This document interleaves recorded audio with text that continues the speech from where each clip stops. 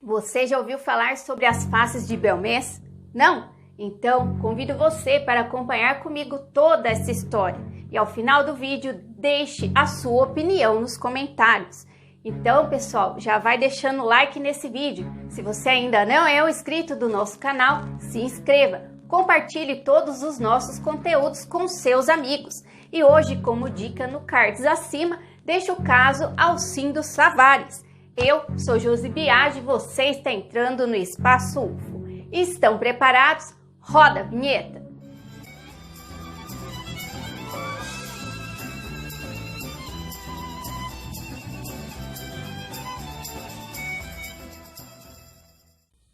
Localizada entre as montanhas da comunidade autônoma de Andaluzia, na província de Jaén, na Espanha, Belmez sempre foi considerada uma cidade tranquila e praticamente bucólica.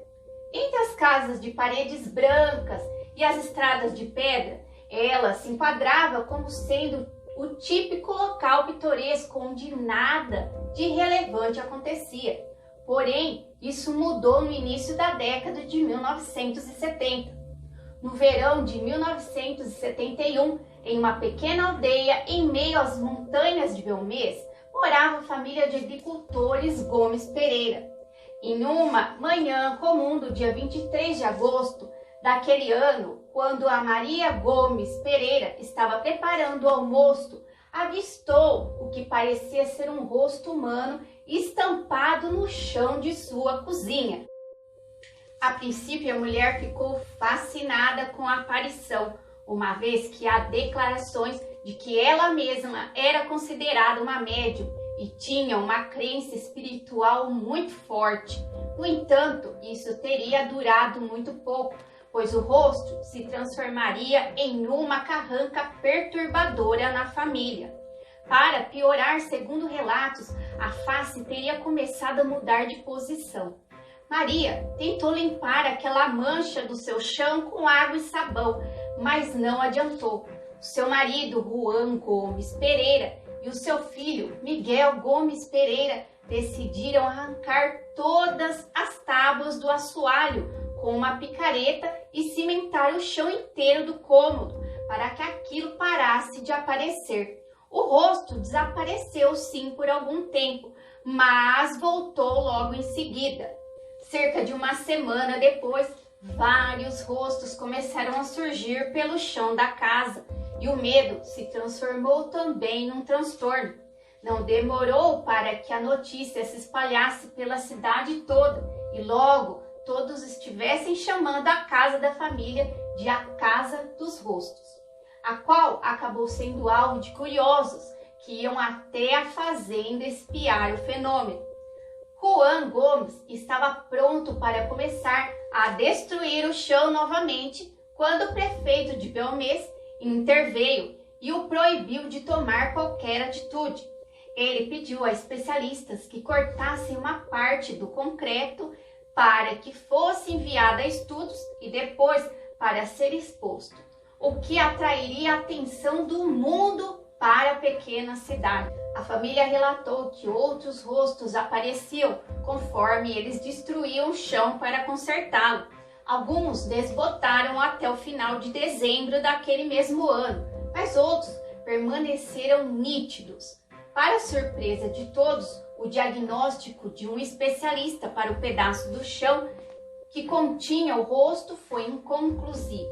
Ao descobrir o motivo de os rostos aparecerem, em abril de 1972, o professor Germán de Argumosa viajou de Madrid até Belmez para saber mais sobre o caso. Ele havia escavado documentos históricos, os quais apontavam que um então governador de Granada, cidade da região de Andaluzia, havia assassinado 5 membros de uma família no século XVI.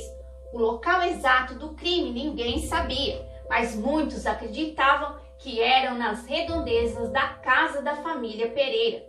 O professor também ergueu a hipótese de que os rostos apareciam porque a casa foi construída sobre um antigo cemitério, visto que ela era próxima de uma igreja. Quando o prefeito de Belmez foi fazer uns estudos no solo, ele de fato encontrou alguns pedaços de ossadas que tinham em média uns 700 anos. A pesquisa psíquica do professor Diargo Mosa se estendeu a várias gravações de fenômeno da voz eletrônica, que conseguiu captar uma mistura de inferno e bordel, vindo do plano astral da casa. Em 6 de julho de 1972, outro rosto apareceu no chão e mudou de expressão ligeiramente ao longo do dia.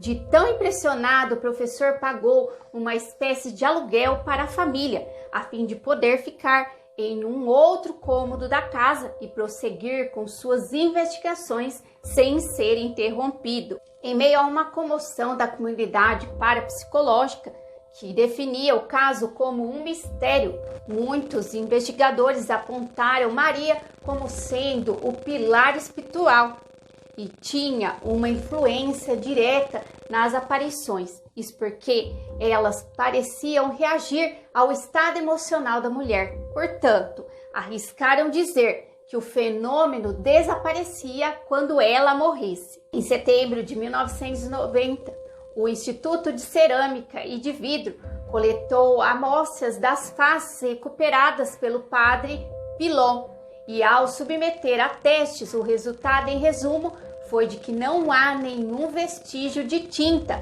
em qualquer parte das amostras, disse um dos especialistas. Mas, por outro lado, os céticos e críticos não acreditam nisso, principalmente porque não foi revelado quais partes das faces foram analisadas.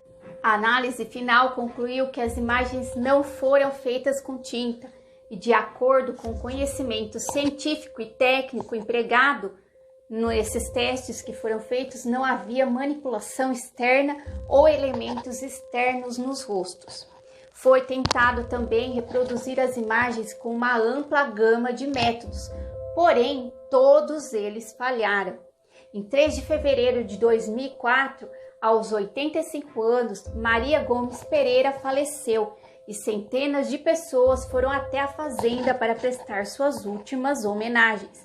E muito diferente do que alguns pesquisadores paranormais imaginavam, os rostos não pararam de surgir na cozinha da casa após a morte da mulher.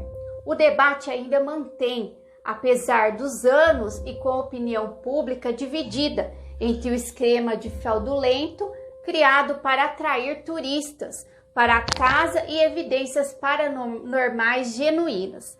Então, pessoal, o que você acha sobre esses rostos que apareciam na cozinha dessa casa? Deixe então a sua opinião. Muito obrigada e até a próxima. Somos o Espaço UFO. Já conhecem a nossa página no Facebook? Lá temos fotos e vídeos dos bastidores, enquetes e outros assuntos. Clique no link que estará na descrição abaixo e sinta-se em casa.